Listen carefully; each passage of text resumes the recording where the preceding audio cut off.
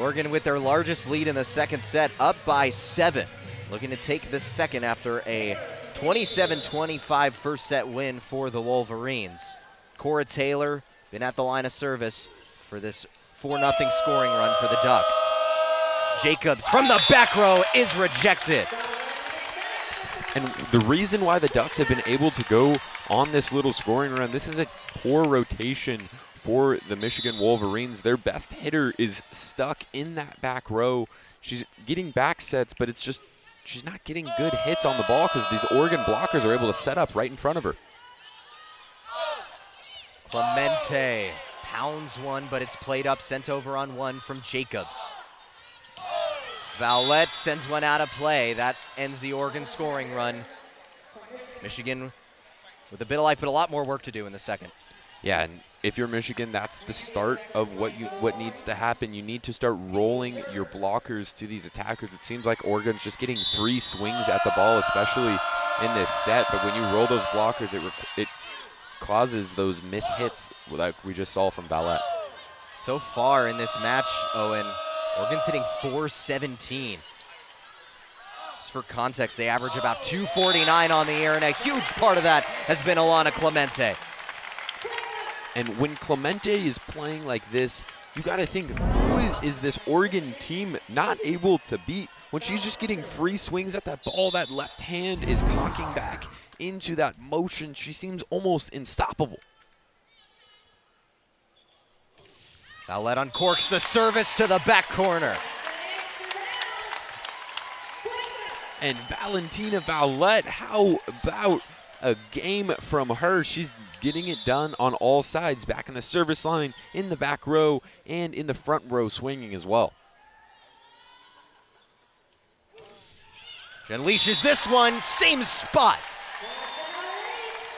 And that one wasn't going to go in, but she gets the touch there from the Michigan back line, who's really just been on their heels so far in this set from after the service from the Ducks.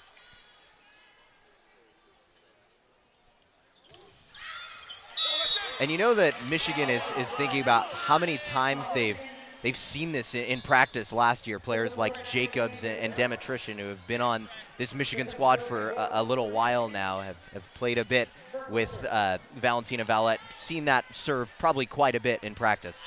Yeah, Vallette was second in the Big Ten in service aces last year. She's second again this year on a new team. She's just been a consistent contributor from the service line.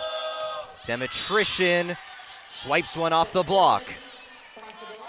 Demetrician able to tool it off of McFadden's, looks like her around her elbow there. She got a little bit of out of position. She rotated almost counterclockwise. Not the position you want to be in if you're going to block a good hitter like Demetrician. Great recovery by Cora Taylor to play that up with one hand. Free ball to Michigan. Back set. Gordon's denied. The Ducks block is getting home. Their fourth block of the match. And what we just saw there from Myers, it's not a flashy play, but she hung up in that air for so long, is able to tip down that finesse block. If she can continue doing that, the Ducks are really just going to continue to settle in on the defensive end. Demetrician again, denied by the Ducks. Iambio taps it into the middle. Tapped with the left hand by Myers. Jacobs, roll shot into the middle, Fukumoto there.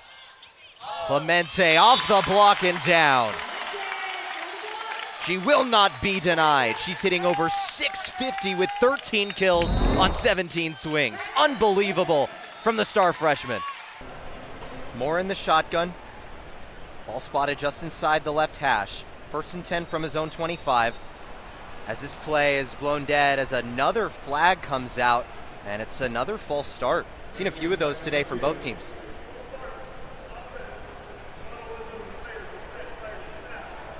It's the third pre-snap penalty of the day for the Ducks. It'll back them up 5 yards, make this drive in this 1st and 10 5 yards harder. This isn't something we're used to seeing from Oregon. They're usually so clean and precise with the way that they play the game. Never a mistake to be made. 3 made in just the first half. Moore from the pistol. 2 receivers right, And Gary Bryant Jr. in motion from right to left. Ducks offense moves from right to left as Moore fakes the handoff, has a wide open Sadiq on the left side. He's going down the left sideline at the Oregon 45, shoved out of bounds with a 26-yard catch and run for Kenyon Sadiq, the big tight end. Well, how about that? The junior who came off the bench last year to start this year feels the pressure from the pocket on the right side, took a step up in the pocket to make an excellent throw to Kenyon Sadiq. Inside 12 minutes to go in the first half. Oregon up 20-3, looking to tack on more points. From the gun, ball on the left hash, 1st and 10 from their own 46. Handoff to Harris. He'll go to the right side and stretch out the ball to midfield, but he's tackled just shy of it. Oregon still on their side of the field at their own 48. Yeah, I mean, how do you stop Aiden Kelly on that left side trying to break through? And he has to play against top-tier talent of World and Pagan. So it's going to be a tough job for them.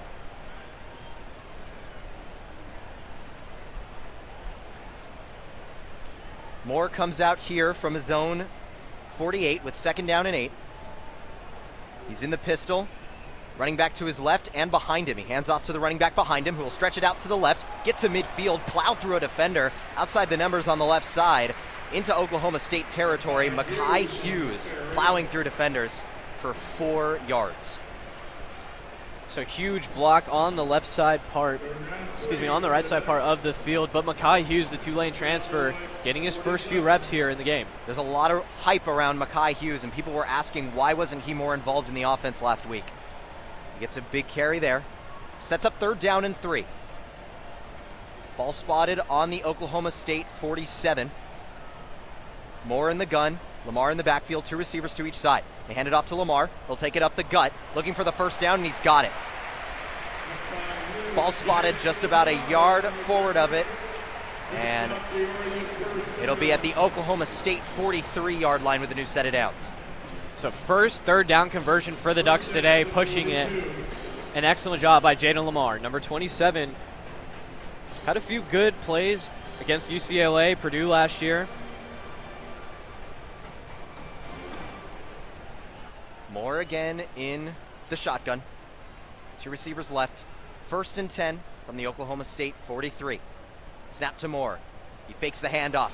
He's going to wind up and launch deep. He's got a receiver, Gary Bryant Jr., and it's caught for a touchdown. Excuse me, that's Malik Benson, the transfer from Florida State, with his 2nd touchdown of the year. Malik Benson coming off fast from the line, hitting the inside post route, and Dante Moore saw the up seam clear as day, launched a perfect ball, and Malik Benson, the FSU transfer, hauls it in for 6, and it's 26 now for the Ducks. Benson led the Ducks receiver room last week with 5 receptions for 51 yards and a touchdown. Atticus Sappington on to kick the extra point. Hold is good. Kick is up and through the uprights. Oregon extends their lead to 24 points, putting on an offensive masterclass here in the first half. 9:39 left in the 2nd quarter, and Oregon up 27-3. We'll step aside and take a break. Oregon's 3 for 3 on their last 3 attempts from the floor. Rambis in the right corner, finding a Tute just inside the arc on the right angle. 7 to shoot. Back to Rambis, left wing. Lobbing inside, a Tute, a foul here. We're going to call a pushing foul on Minnesota. It's on Gracholski, Grace Gracholski. Yeah, but a great feed from Rambis. There was only one spot you could put that for a Tute to come down with it. And she put it right there, and then Minnesota had to get aggressive there. It was going to be an easy shot. And now Oregon just gets to reset their offense to look for a better opportunity. Fiso to trigger it in for the Ducks. Minnesota with a 1-point advantage, up 40-39 with 2:47 left to go in the 3rd. Fiso, a runner in the middle of the lane, won't fall. And Tonga, Finau Tonga, who subbed in for Sophie Hart, snatches down the rebound. 2.5 to go in the 3rd quarter. Minnesota clinging to a 1-point lead. Battle, open look for 3 from the left wing. Too strong. Tonga, the rebound. fighting in on Rambis, goes up, and there's a foul call against Ahisa Tute, and it'll send Tonga to the free throw line. Yeah, Tute tried to come in and help Rambis. Rambis was having trouble down there with Tonga. And just came down and just got a little bit of skin there. But that defense from Graves that we mentioned earlier, it worked out. Minnesota had a wide open three and then still couldn't capitalize. And it feels like right now Minnesota can do whatever they want on the offensive glass, getting offensive boards, and also in the paint in scoring. Exactly right. And like I said, it's felt like it's all Minnesota, and Oregon's been playing catch-up, but it's still a relatively close game. Minnesota just not able to pull away. Tonga buries both attempts at the line. Extends the advantage. Minnesota now leads 42-39, just over 2 minutes left in the third quarter. Fiso gets help from a Tilliander screen, curls around it once, now gets it again and curls around it again, dishes over to Atute at the top of the arc. Fiso with 10 to shoot. Wants the ISO. Knifes her way into the paint, gives it up Atute. A whistle here on Amaya Battle, who is switched on to Ahisa Tute. And a foul on Battle there. It's Battle's second personal foul of this game. We talked about Atute and Hart down there fighting down low, but something worth watching. Sophie Hart has 3 fouls. As Isaac mentioned, 5 is the limit, so going to keep her on the bench, and that's going to allow Tute to go down there and work and have to have other players go down and try to guard her down low. Tute can't connect on the first attempt at the line. Shooting just over 74% at the free throw line this year.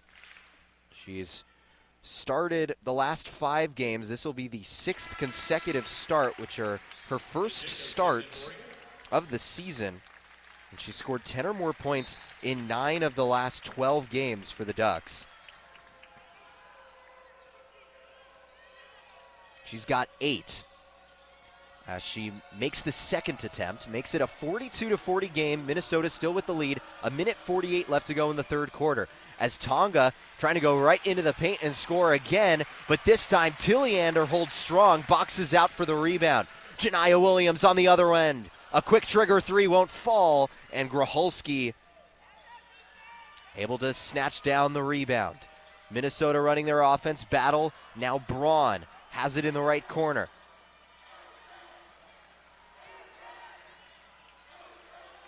Bounce pass inside to Tonga with her back to Tilliander. Trying to muscle her way to the cup. Reverse lay-in is good for Finau Tonga. Didn't look like there was anywhere to go for Tonga. On the right, nothing there. Steps through, 1-2, up and over, under the basket for 2. 4 points now for Finau Tonga. Adding to that points in the paint total for Minnesota. Now 32 to Oregon's 12.